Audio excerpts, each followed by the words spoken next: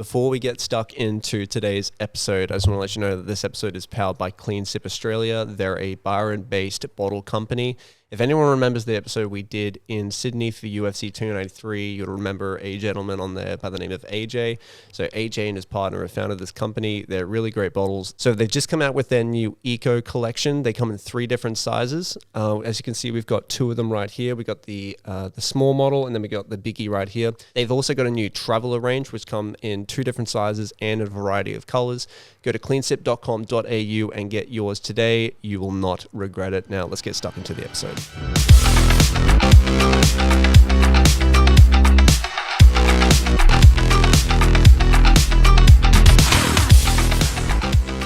So I'm here with Mitchell from ContextSport. Hello. So you've just flown in this morning from Perth. Yes. How was the flight, man? I've never been to Perth, by the way. Perth is a nice spot. Obviously, the city that never sleeps. Just bring that microphone a little bit closer. Perth, yes, obviously, There if no one's been to Perth is a beautiful place.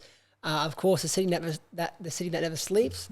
Obviously, that's a joke. Clubs are closed by 11 o'clock on a Saturday and a Sunday night, obviously. So it's a different city. Depends what vibe you're going for. But look, a lot of opportunities there, and I'm here now in beautiful Queensland for a couple of days. You're pretty lucky. I mean, I know the UFC's only been to Perth once, and I know they're coming back in August, Yes. but at least you can just drive down the road. Right. I think we were talking about this over DM because we're looking at accommodation Yeah. and stuff like that, and I'm just like, it's actually lucky for you. You can just go straight there. Straight to the arena. So what are you doing in Brisbane? So what's the plan? So I flew here for to meet the Brazilian Alex Pierre. Yep. So he's flown in, I believe, last week to Australia. Went to Sydney, Melbourne, obviously now here in Queensland. Here for a bit of a meet and greet. Obviously, ContextSport has blown up across Australia now, so Yep. had to meet the Brazilian myself. That's nice, man. How long have you been into UFC? Because you're a massive fucking... I mean, I'm a fan. Yes. But I feel like every day it's like, oh, yep, 19 days till Conor's back. And then they'll be like, oh, fuck, I wish Diamond won. Your content, genuinely, I don't follow a whole lot of MMA pages. I follow you, the MMA Hour. That's probably it. Yes. And I follow your stuff because it's just interesting and it's different. And I really like it. So so how long have you been a fan for? Yeah, of course. So I'm obviously 21 now. I started at a very young age in the combat martial art world. So I started karate when I was 6 years old. Oh, wow. And I did that for just under 14 years. And I stopped doing it last year in August. So I've always had that martial art background, and ever since, I would say, when Conor fought Diaz #2, Yep. that fight was obviously a big fight that exploded into worldwide pay-per-view buys and a lot of push to the UFC, which captured my attention with the fight game. But yeah, I've been involved with the UFC for about, I would say, close to 6, 7, 8 years now. Yep. I love it. I'm passionate about the game. I started training myself. Started 3 weeks ago in the MMA world. Mad. So obviously everyone knows me as the Wish version of Ian Gary. So I'm trying to portray that vision with more of a real thing. So I obviously want to compete myself in a couple of years' time in a cage fight and whatnot. So look, I've always had a passion for UFC, creating content, and I'm a big believer in the UFC fight game, and I love it. And speaking of the Volk fight, he won that, by the way. First fight, Volk and Islam. Yeah, he fucking, yeah. Without a doubt. What did you think of the rematch? Because I know, there's a lot of, arguments online about, should Volk have waited and stuff like that. What's your take on it? I think he should have held off. I think it was way too quick. What was it, 11 days notice? 11 days notice, yep. Going from Australia to obviously the UAE, even that time zone then, it's like what, 20-hour flight, right? From and Australia. then, that plus, I don't know if it's Vegas because it was in Abu Dhabi, right? Yes, it was, yes. Is there something with the climate you've got to adjust to it, or am I thinking of Vegas? I think I might be thinking of Vegas. Even in the UAE, it's very warm there. So especially going from where Volk lives in Sydney. Yeah. September so it would have been a bit chilly in Sydney. So going from that to a really warm climate is a big difference. Yeah. And so what do you think? Do you think he should have held off a little bit longer? Do you think it was it was ballsy of him to do it? What's your thoughts on it? I'm not going to say it was the downfall to Volkan. Obviously, I love him. I believe he'll come back to beat Taporia. But look, 11 days notice to fight the current pound for pound champion Islam Makhachev is a tall ask. Do I think it was a mistake? Again, hindsight's a beautiful thing. Yeah, I do think it was a mistake. At the same time, I really believe that Volk could pull it off on such short notice. Keep him busy. He's a big advocate in staying active and staying busy. So, look, do I think it's a mistake? Obviously now, yes. But at the time, I was excited. I was pumped. And again, coming off that loss in February last year to Islam in the first fight, I was very confident. Yeah. So look, knockout in the first round, not a good look. But coming off that loss, I was pretty confident. I think they should do. Listen, because I think there was such like a split in who everyone thinks won in the first fight. I think they should do a third one. Definitely. And I was thinking about it this morning. Each fight that Islam does, in my opinion, each fight that Islam is in against different opponents, I feel like people are slowly putting together the blueprint on how to beat him. Yes. Because a lot of people compare him to Khabib. Yes. And I was thinking about it. I'm like, I might need to go back and watch a couple Khabib fights, but I've never seen Khabib get damaged the way Islam has gotten damaged. Like you see him in the Volk 1 fight and the one that just happened over 2 weeks ago with Dustin. I've never seen him get that damaged. And it's like, I feel like, people are probably going to start putting together the plan to do it. I think, as you said, Khabib, you've never seen Khabib in a threat sort of status, I guess, especially against Conor, Dustin, and Gaethje. He's never been in trouble, like real bad trouble. Yep. With Islam, I think he takes a lot more risks in terms of he'll stand with Poirier, he'll stand with Volk, he'll stand with Oliveira at times as well. And I think the only game plan to beat Islam is to bring him into those deep waters. Yeah. Expose that cardio issue that he has. Obviously, Volk brought him to deep waters in February 2023. Poirier did as well. And look, the diamond could have shined in that 5th round. Yeah. So I think with Islam, the biggest and the best way to beat him is to bring him to those deep waters, gas him out, keep your back off the fence, because I don't think he can wrestle too well in the middle of the cage, as Craig Jones says. And that's my take there. Yeah.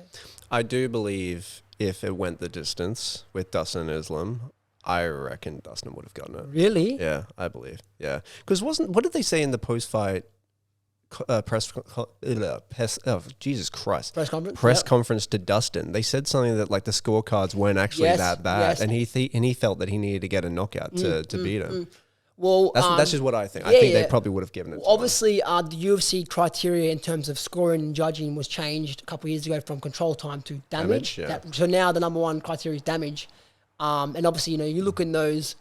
Again, I'm very biased. The Volk fight, damage was the Volk, which is why I know he won the first fight. And again, Dustin had a big cut on Islam's face.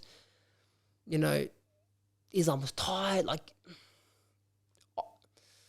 look, again, control time's a big thing. Yeah. Islam did other takedowns.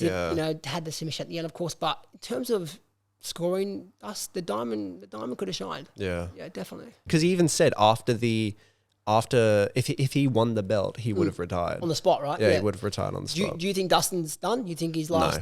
No. I reckon, I don't know what. Yes. But I don't know, man. Like I get his mentality of, what am I fighting for? If I'm not fighting for a belt, then what am I fighting for?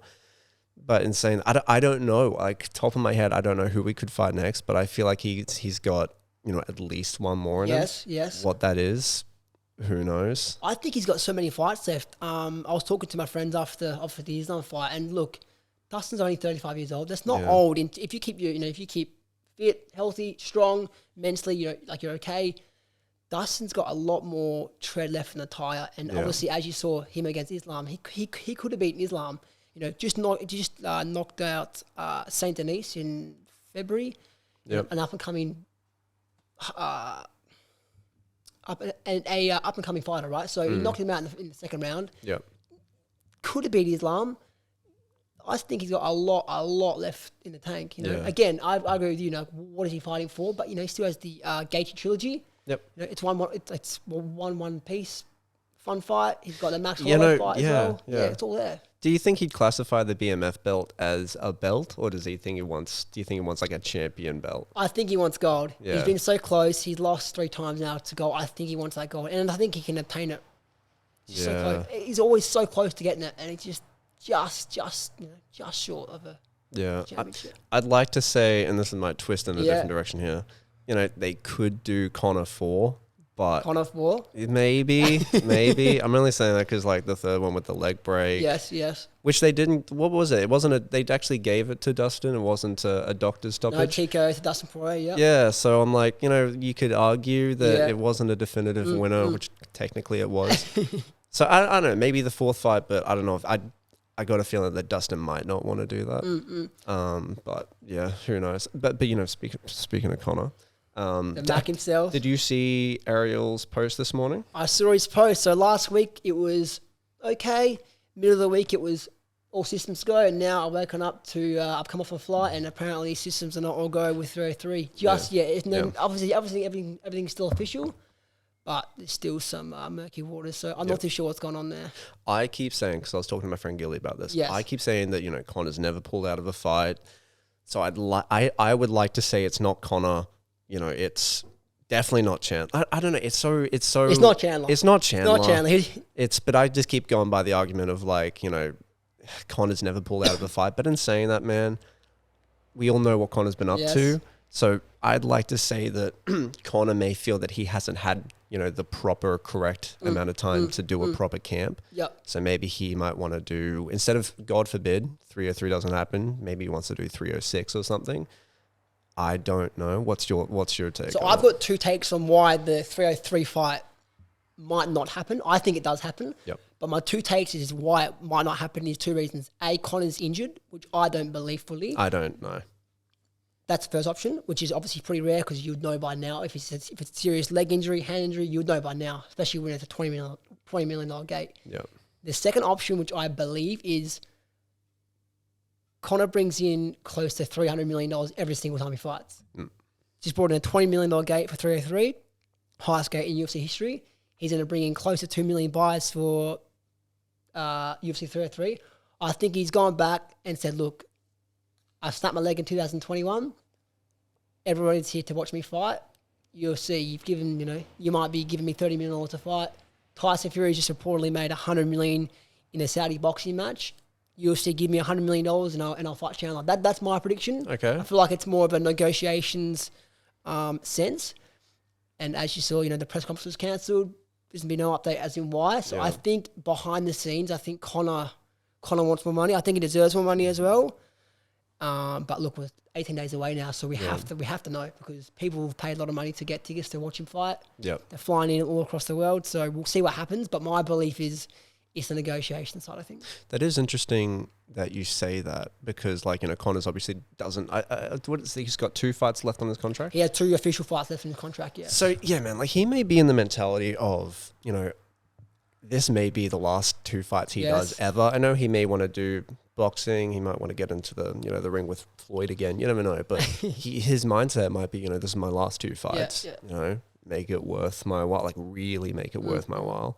And dude, Conor's self-aware. Yes. He knows he's the biggest thing in the company. Around him, business-wise, he's got everyone around him. Yeah. So I wouldn't be surprised if that is the case. If it doesn't happen, because we were talking a few months ago about going to Vegas. Listen, if it doesn't happen, cool. Because I'm not going. Hey, goodness.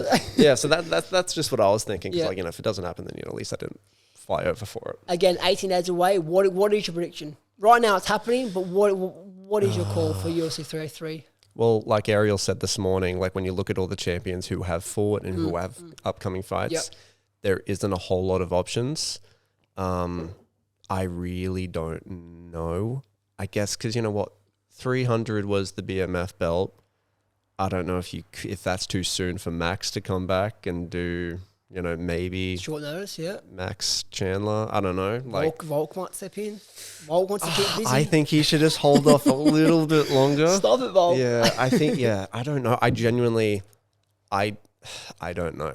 I genuinely have no idea what's going to happen. I hope it happens because, you rewind the clocks 3 months ago, not even 3 months ago, and every press conference someone would ask Yes, Dana what's yes, going on with Conor, and there was it was speculation about what was happening. So if it doesn't go ahead, and the UFC is aware, like people are going to be disappointed. Yeah. So like I hope it all comes through in the end, but I don't know. Do you have any predictions in Conor versus Chandler? Do you have like? I've been hearing mixed things. I was watching Mighty Mouse's video yesterday, I believe, and he poked a lot of holes in Chandler's strategy and how there might be a lot of openings for Conor. So I don't know, man. I think Conor can pull it off, but like a lot of people have said, people who have had that type of injury have not come back like they used to. Yeah. And a lot of people, even Mighty Mouse was like, Conor does this and he's going to have a lot of openings. But I'm like, I think he's thinking about Conor from, 2016. At the Alvarez days, yeah. Yeah. So I really don't know. Because I was watching the Cowboy fight the other day, and a lot of people compare to like which was like the best Conor and everything. Man, the Cowboy Conor was really fucking dialed in. I know it only lasts not even a minute, but like you place that Conor against Chandler, it's done. Like I reckon he could do it. Yeah, of course. So I don't know. But in saying that as well, I know I'm rambling a lot, but it's conflicting because again, Conor hasn't had a full camp. He's just come off the press conference for Roadhouse. Yes. So that's been a massive factor. And the UFC even said that as well. Like he's been dealing with that. He hasn't had the chance to train. He has been partying. So I don't know. I don't know. I'd like to say Conor, but that's just my prediction. What about you? What do you think? Obviously, as everyone knows, I'm a big McGregor fanboy. Yeah. Look, Conor McGregor, regardless if he parties, regardless if he takes 3 years off, if he's switched on, if he's focused, you can't lose that skill. You can't lose the skill he's been learning for 30, 35 years. You can't just lose that in a year's time frame. So I think if he comes back in 18 days' time, fights Chandler, I can honestly see the fight finishing in the first round, regardless who wins. Conor Chandler, I can see the fight just ending within the first round. I agree with that, because they're both bulldog styles, going into swing, knockout, shot. So I can see Conor coming out of the gate, being super cautious of Chandler's right hand. Yeah. I think Conor keeps his back off the fence, doesn't get taken down. I can see Conor landing a couple good uppercuts, just like he did with what fight was it? It was the Mendes fight, I'm pretty sure. Yeah, uppercuts. I think if Conor comes out smart, sharp, keeps a distance from Chandler, avoids that right hand, I think the Mac will be back with the first round knockout. Yeah. Yeah. Big call. What do you think of like the footage that he's put up of him training? Do you think he's there at 100%? I think the speed is a little less than what I guess we're used to from Conor in the training, but again, it's sparring. He's probably not wanting to do 100%. Like that's just my opinion. But what do you think about the footage that we've seen? I've only seen a couple of videos because obviously Conor's only posted a couple of videos himself on his on the Mac Life and his personal page, but he looks good. Again, coming off a broken shin bone, that's life changing injury in itself, right? Like Conor can never fight again. He doesn't have to. He's got a titanium bar on his leg. The training footage is good. Is it prime Conor? We don't know until we see him fight. Last time we saw him fight, he versus Dustin Poirier. He looked good in the first 30 seconds, but at the end of the day, he got clipped in the feet. Yeah. Shot for a guillotine. Tried to do a guillotine, and obviously, lost the fight. We'll see. If the fight happens, we'll see what happens in 18 days' time. I think he comes back, beautiful knockout. He's looking good. Yeah. What do you think they should do? Hypothetically, if Conor wins, he's only got one fight left before they try and negotiate him to do a couple more. This is a great question. But what do you think they should do for his last fight? If there is going to be one last fight, what do you think they should do? So, Conor wins against Chandler, first round knockout. The Islam fight's there. Yeah. I only say this because the Conor Khabib, biggest pay-per-view of all time in the UFC, 2.4 million buys. Yep. Islam's just submitted Dustin Poirier, beautiful fight. Beat Volk, beat Oliveira. Conor versus Islam. Conor versus Islam. You have that Russia and Irish story. Yeah. You have Khabib in the corner for Islam as well. The fight promotion would be insane. That was, insane. You know what? Yep. Conor's quote unquote possibly last fight on the contract. So I think the UFC, if Conor is going to his final fight, they want it to be the biggest fight ever, the baddest fight ever. and the most sellable fight ever. And of course, you have the Islam, Conor, Khabib, Conor. That storyline's there. Both coming off a first round win, they're both coming off a win. Why not do it? Conor versus Islam with the Russia story.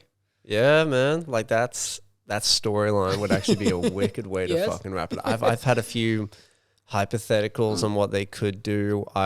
Listen, I know Nate's not a part of the UFC anymore, but I think he said a few months ago that he might be open to coming back just to do the Conor fight. So that was one.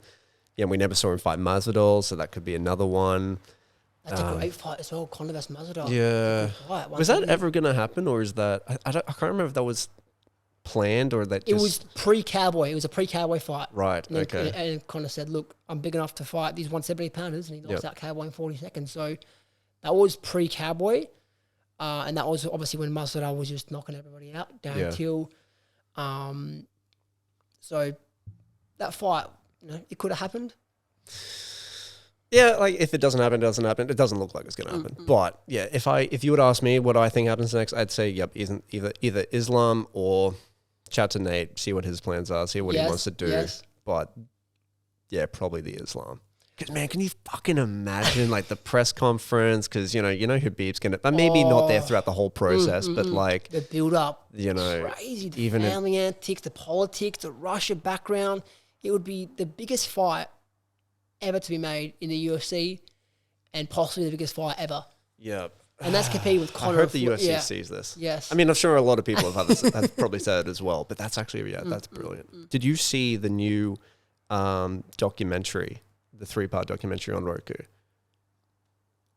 It's called, what is it? Is that behind the scenes of the Fight UFC? Inc. Inside the UFC. Is that like behind the scenes of the UFC? Yeah, it was like a 3-part thing. Did you see it? I haven't watched it yet. I've seen things on Twitter. You've got to watch it. So I think, because I had to like get a VPN, and because for some reason Roku, even though we have it in Australia, you couldn't watch it for some reason. But they just brought it out on Fight Pass, so you got to watch it. But I'm gonna stuff up his last name. What's his name? Hunter Campbell.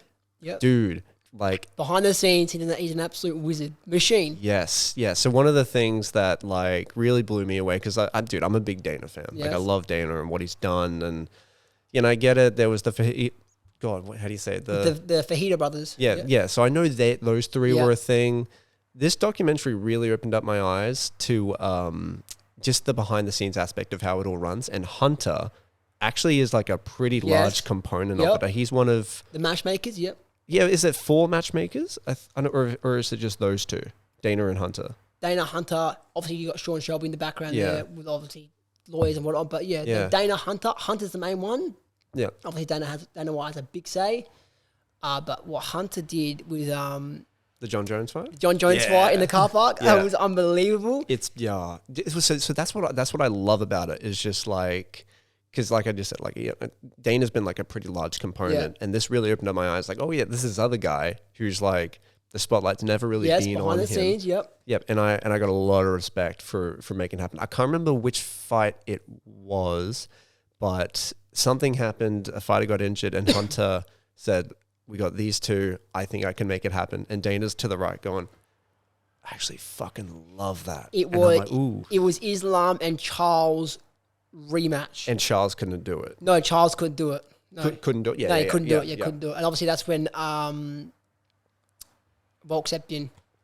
Yeah. So I think, just coming back to the Conor Islam thing, if there was someone to try and make it happen, obviously Dana could as well. Like, it's not just Hunter, but like, at least there's 2 guys that are really dialed in on making these fights happen. But yeah, you got to watch the documentary, dude. I watched it I was like, oh yeah, I'll just watch one episode. I ended up watching all 3 of it in one night. My girlfriend even sat in and watched it. She was like, oh, okay. So yeah, no, that's really fucking... Yeah. What's your opinion? Have you seen anything on Chael Sonnen versus Anderson Silva? Boxing fight? To be honest with you, man, I'm not a big boxing dude. I don't really... That's a Gilly question. That's my co-host. That's a question you got to ask him. He even said there's something, it might actually be that fight. Is it happening this weekend or something? Yes, I believe. Or next weekend? This or next weekend, yeah. Either yeah, he said, oh, you're not into boxing. You're not going to watch it. I'm like, nah, I'm more, yeah. I don't know. I know boxing, obviously boxing's legit. It's WWE and wrestling. Yes. I'm not a fan of WWE and wrestling. Only because I get what they're doing. I get it's all like real. but the storyline and how it's fake and everything, there's just something that I just can't. Have you been to a WWE? I haven't. I know you have been. I was there in February watching Logan Paul versus... it was Logan Paul in the chamber. Yeah. I don't even know what that means, right? Me But neither. I watched Logan Paul compete. He was the co-main event for some reason. Watched it. It ended. We then walked out. As we're walking out, we hear the noise in the background of the main event happening. We had no clue that we actually... Oh, you thought that was the main event? Right? Yeah, right. yeah, I know. So WWE and UFC are very different Yeah. in terms of entertainment. But I agree with what you said. I can't sit through the wrestling, especially when you know it's not real. Yeah, what's the thing that happens every year? It's like a 3 or 4 day event or something. It's WWE related, but like my friend Gilly was watching it and like I don't know if it was he took time off work to watch it, which is fine. Like it's something that's something he enjoys, but like I can't sit and watch it only because it's already pre-planned on who wins. Who wins, right? Yeah. Whereas, UFC, even boxing, like boxing and UFC, it's, the matchmakers will put it together. After that, it's up to them. Yeah. So that's what I love about it. And that's. Bring it back to UFC next weekend. Hamzat versus Robert Whittaker. Yeah. Saudi Arabia. I'm going to check that out. I don't know. When was the last time Hamzat fought? It was, October last year for you? Was it the Abu Dhabi card? The Volk card? Yes, it was Usman. Yes. So just under a year. Yeah. I love Robert. I really do love Robert, man. You don't think he wins? I just think Hamzat's a dog, man. Really? I think... Have you seen the recent photos of him? He's fucking massive. Hey? So, I obviously, I'm going to support my Aussie brothers, but I don't know, man. I think it might be a tough one for him. Personally, I think it's going to be a tough one. So, I've got a pretty big prediction. So, if you're a betting person, everybody put your money on this one. If Robert Whittaker survives the first round against Hamzat Chimaev, I think he knocks him out.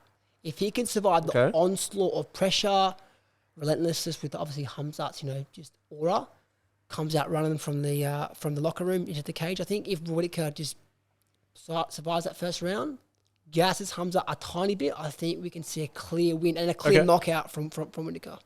Okay. Yep. No, you say that, makes sense. How's Hamzat's cardio though? Hamzat, we've only seen it. We've seen him test it twice. Burns. Yep. Arguably won. And Usman stepped in on 11 days' notice, coming from a lower weight class. I went the distance as well. Right? Yeah. And Usman arguably won that as well, in my opinion. Yeah, yep. Coming from 11 days notice, up in weight class, and he struggled with Usman, right? So coming up against Robert Whittaker, fresh, full training camp. I think it's going to be a tough test for Hamzat. Yeah.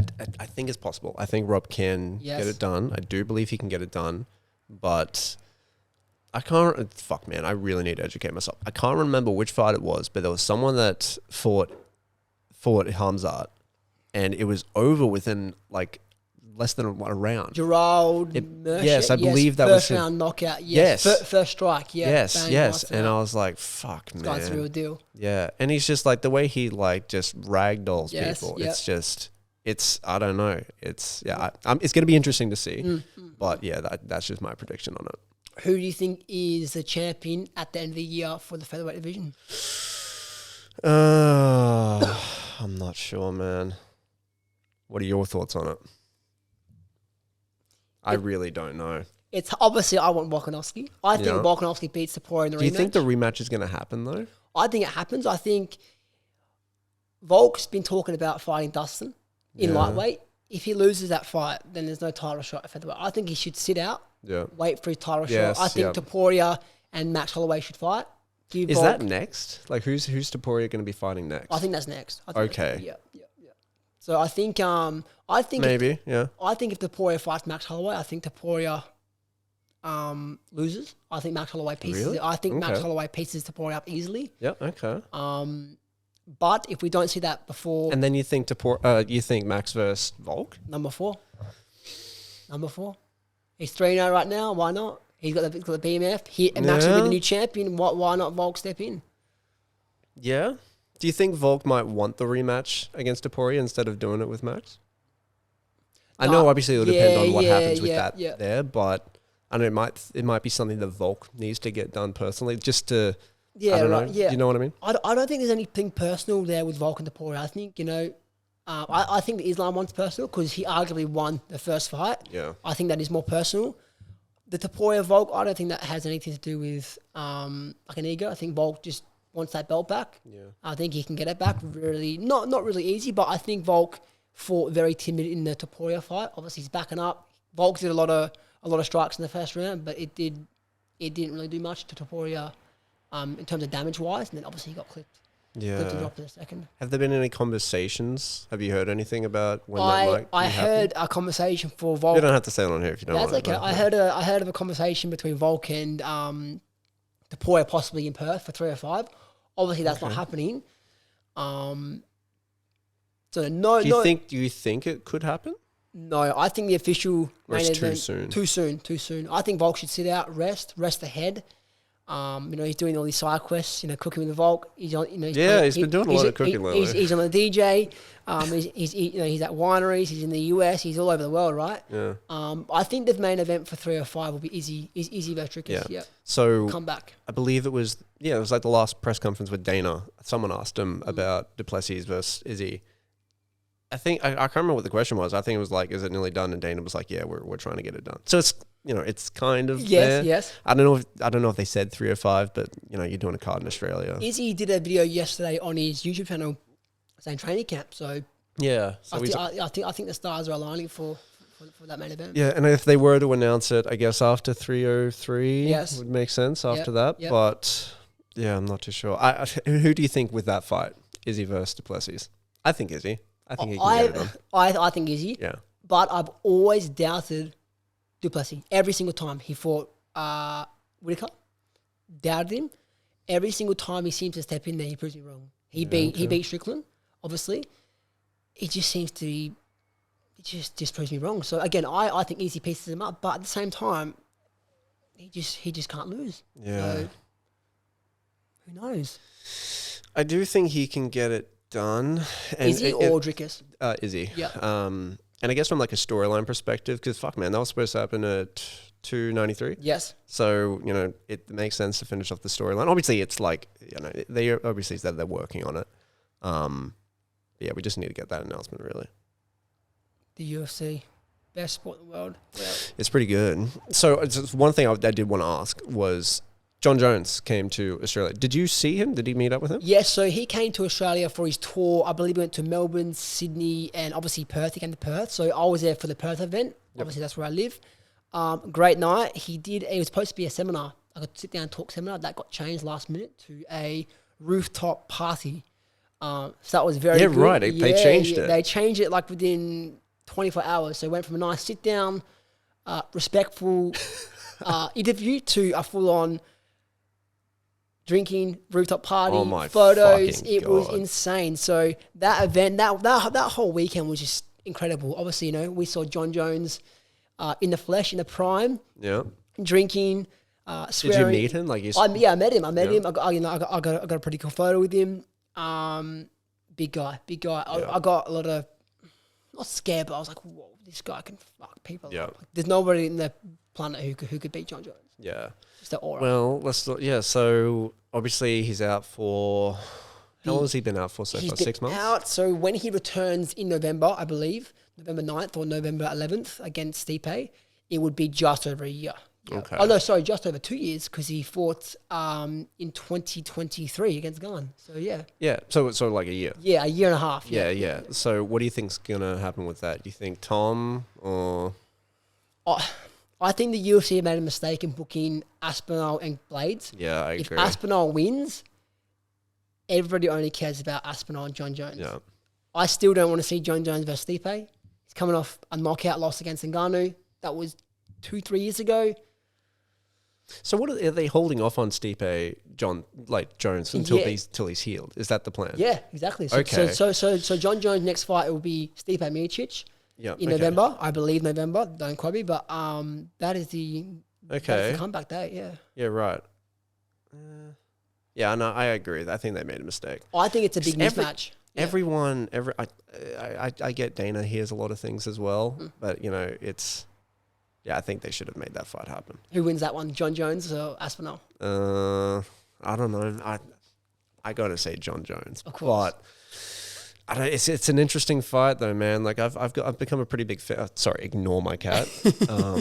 We've had to, just real quick, we've had to swap the chairs co-host. around because she's torn that couch to shreds. So you can see on the TV, your left yeah. is just fucking torn up, and I'm like, that's such a bad look. I've had to swap the couches Your around. co-host, yeah. Yeah. But no, I've become a pretty big fan of Tom. I really like him as a fighter and even just as a person as well. Obviously they met at, I can't remember where they met. Do you remember where they met up for the photo? Yeah, was it maybe in the UK? Maybe it was in the UK. I think it might have been one of the meetups. You know how like you went to the Yeah, meet? I think it might have been that for wherever. Maybe like, it was Thailand. I think it was Thailand. it might have been that. Yeah. And obviously Tom just wanted to say hey, Yes, and yes, John's had to show, he's the fucking alpha and everything. And Tom wanted to do a face-off photo, and John's just like, no. No, just wait for that. Just wait for that. Yeah. I saw Tom fight in New York last year. Yep.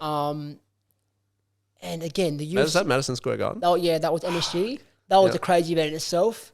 Obviously, I saw Pereira fight Yuri, which is pretty cool. But going back to Tom Aspinall, him beating Sergey, again, short notice. It was like 2-3 weeks notice. That was crazy. It was crazy. Yeah. Knocking out the undefeated Russian in just the first round. It's just incredible. Yeah. So John Jones, Tom Aspinall was an interesting fight. I want to see it. It'll happen. I reckon it'll happen next year. I think it'll happen. I think John Jones beats Stipe easily, and I think his retirement fight will be Aspinall. Yeah, you think? Yeah. How many fights does he have? I thought John's had John signed an 8-fight deal before gone. So 8 fights is a lot of fights, right? Yeah. So I think he's got 2 more left in him. Okay. Stipe beats Stipe easily, and I think he beats Aspinall and just retires. And that's him. His fights, his contract's done. No, so he's I think I'm pretty certain he signed an 8-fight deal with the UFC. John Jones. Oh, okay. Yeah. So I thought you meant like the John Jones Tom Aspinall fight would be like that's him done. No. Yeah, right. Yeah, Okay. so I think John Jones beats Stipe, fights Aspinall, and just calls it a career. On top, GOAT, never been beaten, calls it a career. I like it. That's that. See Yeah. what Okay. happens. No. I can see that happening. What would be your biggest and best UFC moment ever? For like being in there in person, or like something that's already happened, or Being there in person, watching it on TV, just an overall moment that you experienced live, not as in Conor Habib aftermath. really Yeah, the when- aftermath. Yeah, when Wow. Habib jumped the cage. Yeah, just wow. everything that happened from that. Yeah. Like, dude, I'll watch like the post-fight press conference with Dana Yeah. explaining it at least once a month because it's just like, because I remember watching it live, and truthfully, when was that? That was 2018. Oh no, 2018, 2019. And truthfully, like, I'd been watching UFC for a little bit at that point, but I wasn't like the fan that I am now. And just watching that, I'm like, wait, what the fuck What is just happened, happening? right? Yeah. Yeah, and just seeing everything that happened. If I could pick like a second moment, I don't know. That's always been the top one for me personally. I've got 2 crucial moments. The first one is probably quite surprising. It was Nunes and Pena. Yeah, okay. When when Pena beat Nunes, I was losing my shit. What did I just witness? Yeah. Nunes was winning out of nowhere, new champion of the world. I was just completely in shock. Because I think Nunes was like 11-1 favorite. Like, Pena was like coming in, 11-1 underdog. It was just incredible. So that was number 1 moment. Number 2 would obviously be Volk and Islam. Number 1. Yeah. When Volk dropped Islam with the right hand in the 5th round, I completely lost my shit. Sort of the whole stadium, the whole arena. That was just, you can't get any bigger than that. Yeah. Double champ, underdog against Islam Makhachev. You can't beat that moment, Volkanov. Yeah. That's pretty good. Yeah, I'm trying to think. I don't know if you really call it as the Conor versus Habib aftermath, the UFC moment. I guess it was just so big because, like, I don't believe it's happened before. Oh, sorry. It's happened like that. Like, that's happened before, but I believe there was another situation where it broke out into the crowd. Oh, no. It was the Sean O'Malley. Who was he versing? No. Do you remember the jacket situation? I can't remember. Oh, with Marab when he wore his jacket? Yeah. Yes. So that was interesting as well. They actually spoke about it in the documentary as well. And they were not fucking happy. Hunter wasn't happy with that, wasn't he? Dana. He played it off. Hunter said that he paid the dudes bill. Like there was a bill. I don't know if it was just like, oh no, not bill. Sorry, a fine. There was like a fine. I don't know if he was being serious with that or not. But yeah, like that's another moment, but like that's not really that great. But yeah, that's that. The Conor Habib aftermath is like, yeah, one of my favorites. Here's a good question for you, and everybody as well. Why UFC? Why do you think it's the best sport in the world, like MMA? Why do you think why MMA? Why? You have soccer, you have football, you have rugby, you have every sport in the world. Why MMA? Well, like Dana says, like fighting is in our blood. We've all, we've been doing it for hundreds of years. It's something that's, everyone, even I guess people who aren't into fighting can, at a certain point, respect. And from like a global perspective, you always have fighters from all over the world. Russia's massive. Yes. Australia's always got like a massive fan base as well. So, that's going to draw people in. Those would be my 2 points. It's just a fucking cool sport, man. Best sport in the world. And I don't want to keep sucking up to Dana, but like what they've done, man, compared to when it was before they even bought it. Where they've come from to where they are now, it's well, when the UFC first started, it was branded as like the most brutal fucking thing in the world. Now it's very like people fucking fight, and we leave it up to the fighters. They don't advertise it as this fucking brutal thing, even though it is. Like it all, it comes down to how they've built the company as well. Yeah. So I think those 3 components for me personally. I agree with you there. Especially the first component. My second reason why I love the UFC and MMA is it doesn't get any more real than it gets. Yep. 2 people are put inside a cage. If the referee wasn't there, you would have died. Yeah. That's just a fact. So again, and as Dana White said after UFC 300 with Holloway and Gaethje, he sells holy shit moments. Yeah. And every single pay-per-view, we seem to get at least 1 or 2. So just having that consistent holy shit moment, anything can happen in a blink of an eye. Obviously, Askren and Jorge Masvidal, 5-second knee, anything can happen in the sport. So that's why I love it. And look, many, many more events and holy shit moments to come.